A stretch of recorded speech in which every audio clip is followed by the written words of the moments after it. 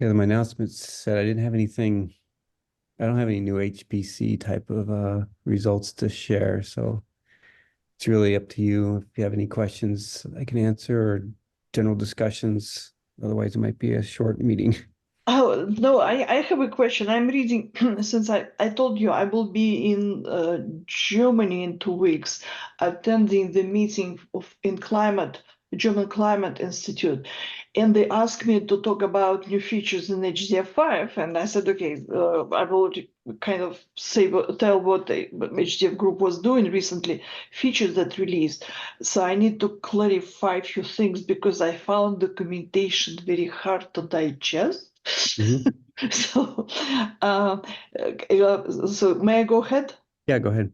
Okay, so the first thing, subfiling is enabled as a feature by default right now when you build a parallel library. Is it correct?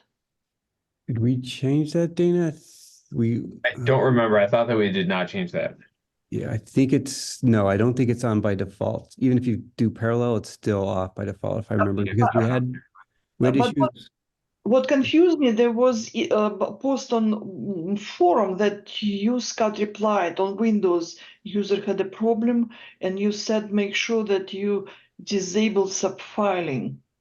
Well, they Subfiling is disabled on Windows. You can't build subfiling on Windows.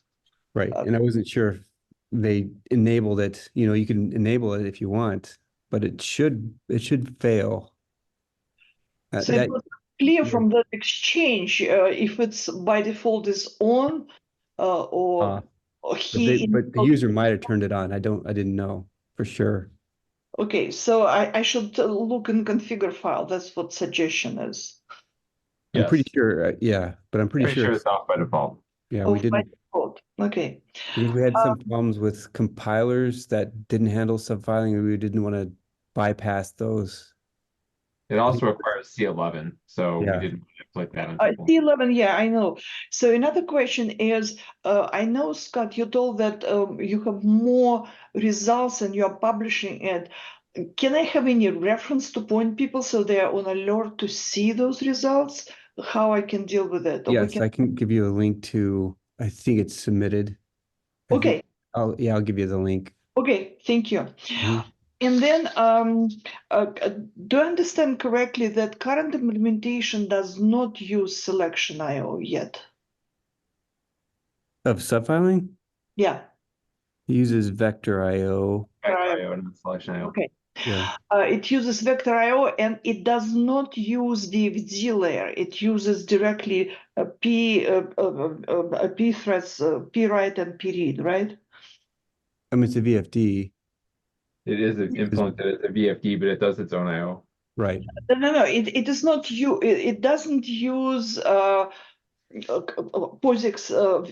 Sec2 VFD. No, it No, doesn't. It doesn't. It just does its own IO, right? It does right. P right. Yeah. Okay. Mhm. Okay. Just to clarify, and then the last question: if you can, two questions. Um, because from RFC it's not clear. My understanding was that you define the stripe, which is just length in bytes, right? Mhm. And those stripes are going round robin between number of subfiles defined in configuration file. Is this correct? Correct. Yeah. Okay. And then the last question is, can you explain what does it mean in the independent and collective in this case? How does it work? What does it mean? So if my application uses collective H5D write They won't work. um, Subfiling. with subfiling, Right. what happens when it's collective and when it's independent? I believe it shows an error. I think it returns an error if you try to write it in collective with subfiling. Oh, so now it's only independent. Yeah, because subfiling collective, we didn't. I mean, what does that look like? Because you're really writing independent, right? There's no collective. And I guess if you have more than one rank per node writing it, then maybe you could benefit from collective, but it doesn't use MPIIO. So what? Right. That's why. What does it mean? That's what Right. It it doesn't mean means. anything right now. That's why it doesn't work.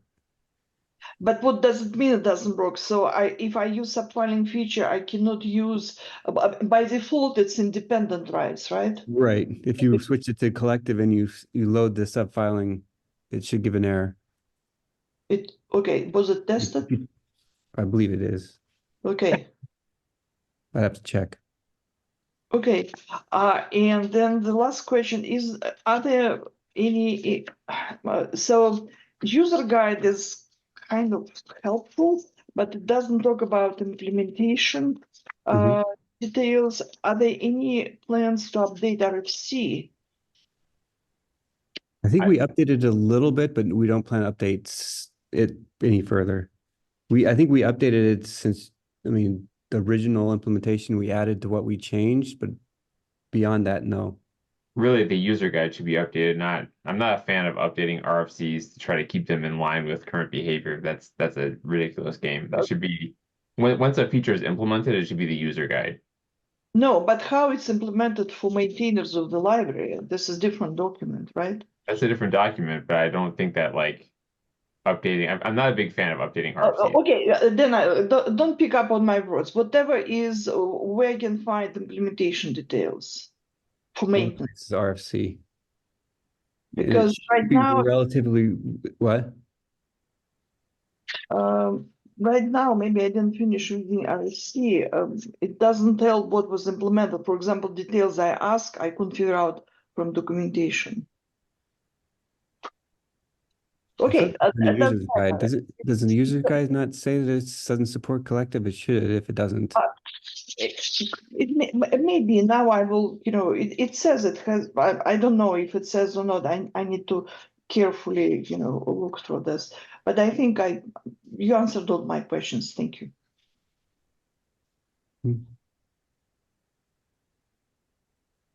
And Scott, I will wait for links so I can put it on my slides and with attributes. Don't worry, I will everything attributed to you guys, not to. Yeah.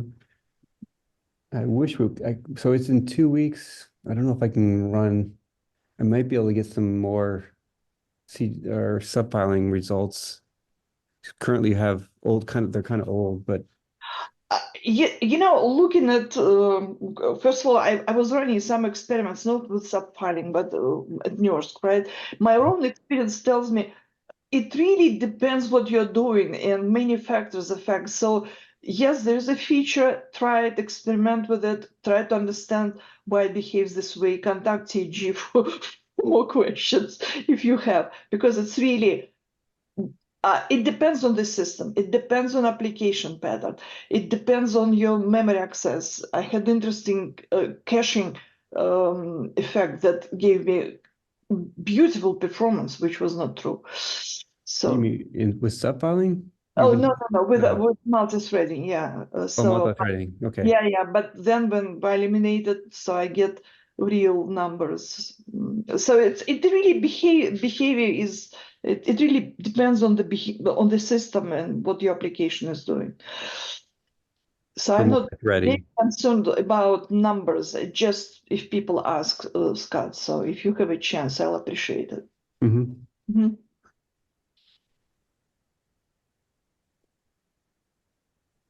Any other questions?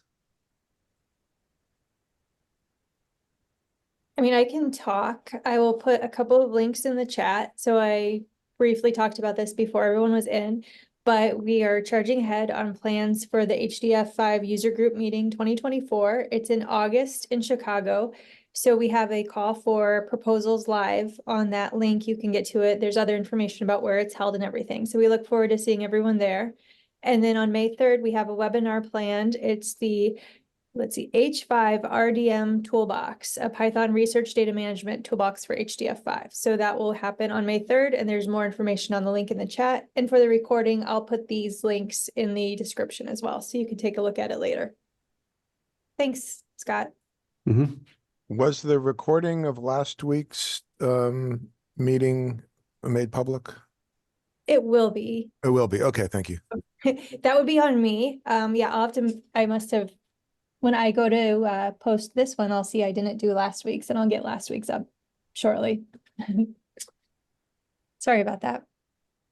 That's okay. Thanks very much. And I have a question about a compression. It's for Dana. We didn't move on working with ESRF guys, right? There was no any meetings and I don't think so. No, we okay. haven't had time to set that up. We've had a lot of stuff going on.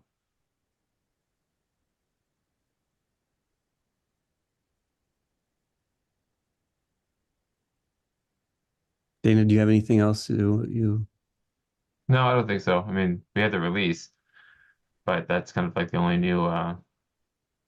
I don't know if that was mentioned last week. I don't think I was here. Is it 4.14.4? Or, point two? There's a couple patches in between there. Yeah, there's like, I mean, once you click the release button, if you realize that like the release process didn't put a thing in the release products, you have to kind of click the button again. But once something's been announced in GitHub, then you can't kind of redo it without causing problems. So that's why we sometimes have like a bonus patch release right away. It's not that there's anything important that happened. It's just a packaging thing. Yeah, the only difference is we're straightening out what the release process on GitHub does with tags. And there's a couple of files at the bottom of the release list of assets that that GitHub produces with just all the source in the repository for the release. And it was because of the way the scripts were written, it was tagging develop instead of the branch, instead of the release branch. So the first two, those were wrong, but now the scripts are correct, and so future releases we shouldn't have this problem. We'll have some other problem. Yeah, we've been trying to use GitHub more and more for things and to do all of our release stuff through that, but there's been some teething pains with getting that to work correctly. For example, I mean, people have complained that our tag labels don't work well with their with package management systems, and so we may have to change that. And I've asked several people for reference to a document that will tell me what the appropriate name formats look like, and I have yet to hear back. We've just only heard that hyphens cause problems and stuff, and so anyway, we're gonna look and see what other people are doing and just do that. So there may be some changes coming.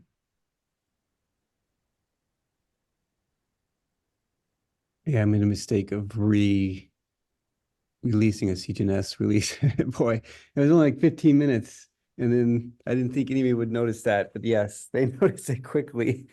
Yeah, They people have stuff just picks it automatic up. runners that like monitor that stuff. I Okay. yeah. We sort of learned that about 3 or 4 years ago Yeah. for HDF5. I learned it the hard way. So did we. Well, I guess anything else to discuss?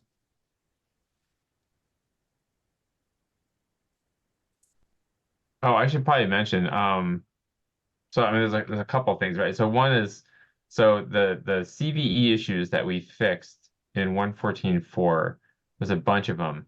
Those should show up live in MITRE sometime in the next month. They're still being all finalized, and when that's all ready, then we'll make a blog post or something like that that announces that these things exist. They're all similar to the other CVE issues you've had. They're all file format parsing bugs. So if you deliberately or due to cosmic rays wind up in a malformed file, you can cause the library to segfault. So they're MITRE and NIST tend to claim that they're medium security bugs, just like everything else. But those are all fixed for the release, so that's good. But yeah, those will be public. Another thing is that in develop we removed a very old system of trace of like API tracing that was fundamentally broken in many ways and didn't really do what it was supposed to do. And so we've pulled that out. And so I'll make a post about that. It was one of those things that was very poorly documented, came from the early days of the library and just kind of atrophied over time. So I'll document that in some detail because that hasn't moved to 114 yet. It will, I think, for 114.5, but I don't think many people use it. So if anybody uses it.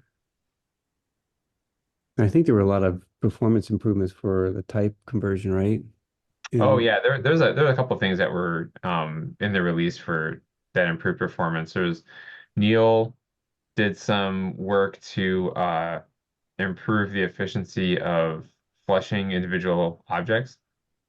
So there's some stuff that I think was set up to be more performant, and then it wasn't 100% finished. And so Neil fixed that. And so now, because it was before, if you tried to flush individual objects, that basically scaled quadratically. And so if you had a lot of objects and you try to flush them, the performance would be much worse than if you just tried to flush the whole file and flush everything.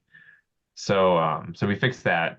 And then Jordan, as a part of implementing the float 16 changes or support, noticed that a lot of stuff was very inefficient in the type conversion code. And so he pulled out we're passing around a lot of IDs and doing a lot of ID lookups to get types, which is kind of silly once you're inside the library. You really shouldn't be doing that. And so Jordan changed all that code to not do all the ID lookups.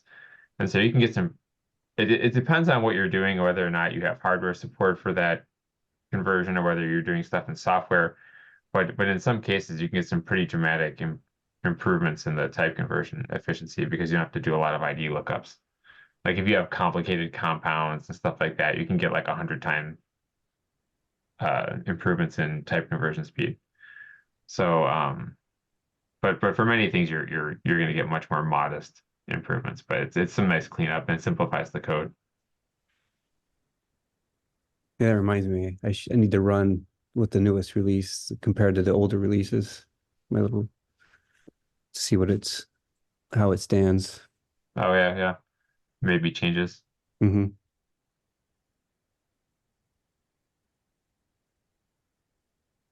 I think those are probably the most important things that we had in there. I mean, if you look at the release notes, there's a bunch of smaller changes. Like we added, so the all the chunk index stuff now takes the user block into account.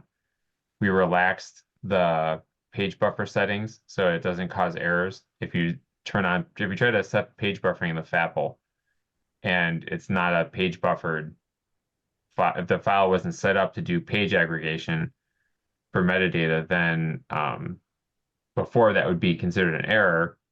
And that was kind of annoying for cloud optimized HDF5 because you kind of want to be able to just turn that on and just have it work when it's available. And so we fixed that. It's much more relaxed now. And now if you ask for a page buffer that is smaller than the page size in the file, it assumes that it just increases the size of the requested page buffer so that you can fit at least one page in there. So that's no longer an error either. So that's kind of a nice tweak that should have been done a long time ago.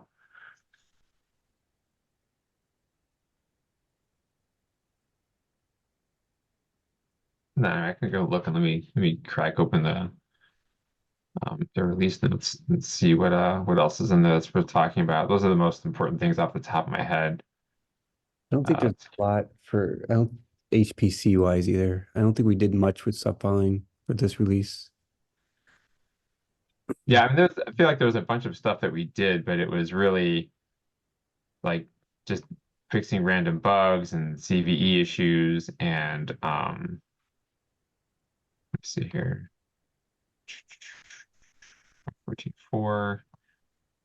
Take a look at the release notes, see what's in here. Oh, this one, yeah, I updated the newsletters. Let's see here. So Float 16 supports, type conversion performance, the page buffering setup, to edit support for temporary credentials with the read-only SVVFD. We did make a bunch of improvements to There's some cross-compiling improvements. I pulled out some stuff in CMake that was doing try run that didn't need to. Like, for example, we just assume that LFS works. We don't need to test that all the time. We made a bunch of changes for Microsoft is changing their stuff. So they have like a new standards compliant MSVC preprocessor. So we support that now. We have better support for Sigwin and MinGW, particularly with the auto tools. We made a lot of changes there. I think our testing still doesn't work for some of that stuff because it chokes on the Perl requirements. That there's some line ending problems that we have that are not doing the right thing. So we may have to tweak those scripts. Sadly, I got rid of my Win32 Perl book a long time ago, but I'm sure we can figure it out. And I'm also thinking about in the next version of the library having a lot of those generated files checked in because they change at such a slow frequency. It's kind of annoying to inflict Perl on people. Like if you're on Windows, you don't maybe have that installed. If you're not going to be touching any of the public API or error things or anything like that, especially since we removed the trace macros and it's less important. Let's see here. Fixed a bunch of CVE issues. Let's see. Yeah, and then just a bunch of smaller stuff that's in like the release.txt. Just all mostly just smaller things. Preprocessor, yeah, just like some renaming of things. I did a lot of Fortran wrappers. Yeah, that's true. Yeah. Especially H5E, which I don't know if anyone uses, but for the next release, I hope to have the H5R because we completely missed the new references in Fortran. They're still only available the old way. So the next release, hopefully, I have that in. Oh, that happened. Yes. Somehow I got overlooked. I don't know.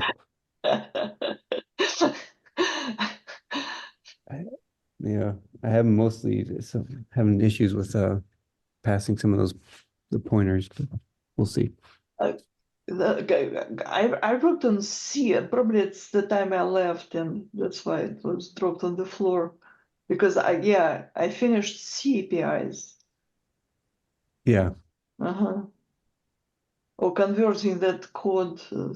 Yeah, and I'm updating the docs. The documentation still doesn't mark some of those as deprecated, the older references. So, yeah.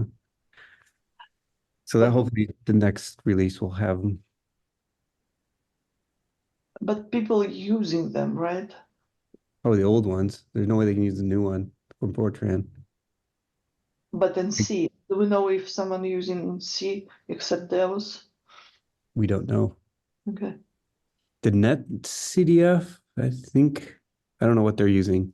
They're probably using old. I don't think they switched to new references. Which they'll have to if they're going to use Deos.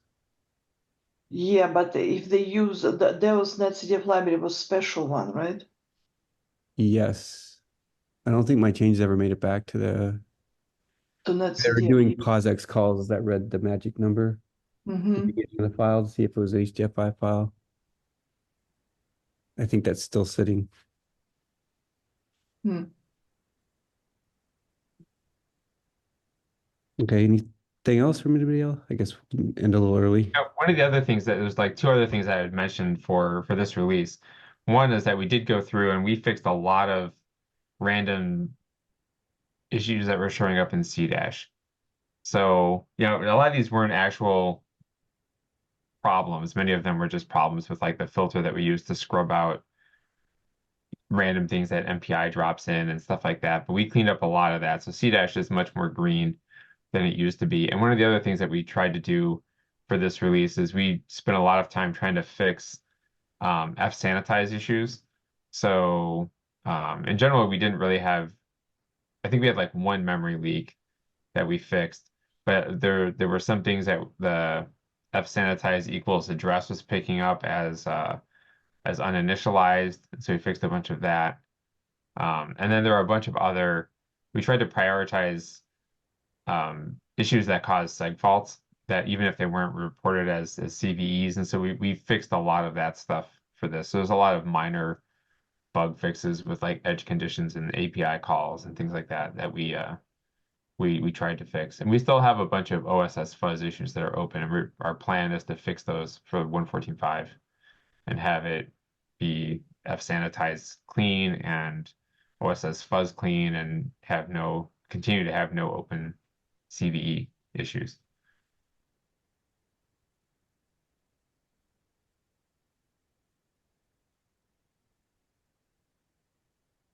That's all I have. I mean, it doesn't seem like there's a whole lot of like new features or anything in that release, but we got a lot of like nice cleanup in that release, I felt. Yeah, I don't think there's gonna be major new feature. Well, is complex numbers gonna Yeah, we're looking to have better 14? data type support in 14.5? yeah, 114.5. We'd like to have complex numbers and maybe some others. Mhm. Look like a lot of work for me to me. So I think you guys doing great. Dana, you planning to merge these refactorings I'm queued up right now? Yeah, of course. Mhm. No, I'm sorry. I mean to 114.5.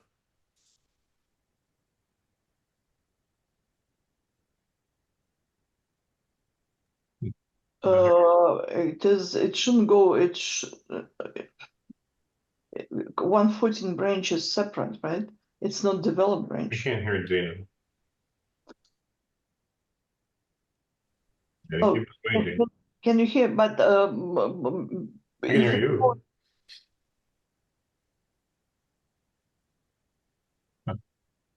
if it goes to develop, right? Oh yeah, it's gonna go into develop first, but that's why I was asking whether Dana was gonna merge it back to the 114. Seems like he might have connection problems. We'll have to, Yeah. oh, yep, he's gone. It would be too nice to get your changes to remove Mercury too. Yeah. Oh, For Mercury is still not removed. I thought it was removed long time ago. No, I mean, we don't so- have dependencies, but it's moved into the library, so we didn't have to but- yeah, Subfiling still depends on Mercury code that is now inside the library. correct. Hmm. Okay, but it does have external dependency. No. Right, but that's gonna go away when I merge my Yeah. next change somewhere along the way here. Right, that change will be good to have. Yes, I agree.